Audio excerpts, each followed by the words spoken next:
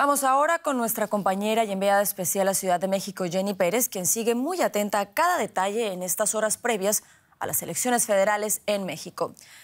Jenny, en varias ocasiones hemos hablado de la sangrienta campaña electoral que ha vivido México en esta contienda. ¿Cuál es el costo político de tanta violencia? Muy interesante pregunta, Carol Guerrero. Permíteme un pequeño momento solamente para decirte que estos carteles que vemos a mis espaldas son las muestras, los vestigios de una manifestación ciudadana espontánea que hubo en contra de ese decreto de Donald Trump que firmó para prohibir la separación de los hijos migrantes con sus padres, con sus madres.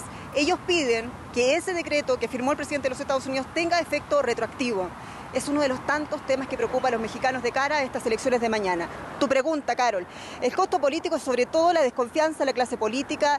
Es algo que se va a traducir en un voto de castigo por esas ansias de cambio político que espera el electorado mexicano.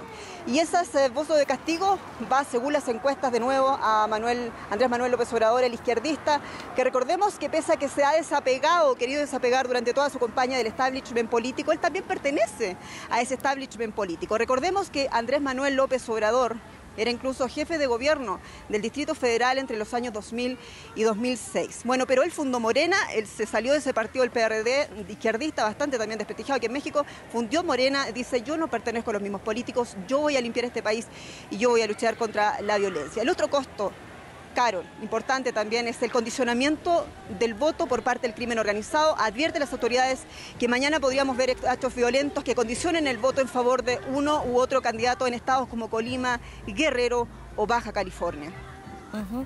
Jenny, a propósito de la violencia, ¿cuáles han sido las propuestas de los respectivos candidatos para enfrentar este flagelo en México?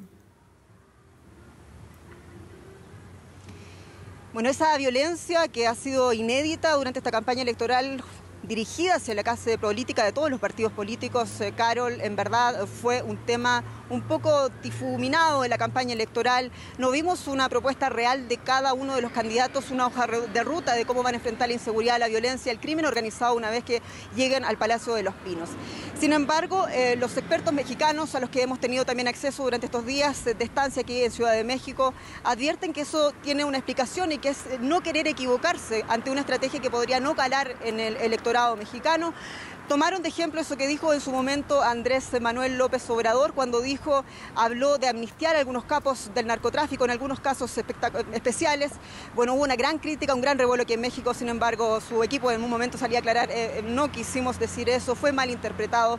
En concreto, el otro tema también que hay que no dejar de lado a la hora del análisis es también ese factor de la lucha contra la guerra de las drogas que no se puede hacer sin los Estados Unidos. Y a juzgar por las relaciones bilaterales entre ambos países, Carol, bien sabes tú, es muy difícil siquiera prever cómo podría ser una estrategia conjunta actualmente entre los Estados Unidos y México. Así es, Jenny Pérez en Ciudad de México, gracias por todas estas informaciones.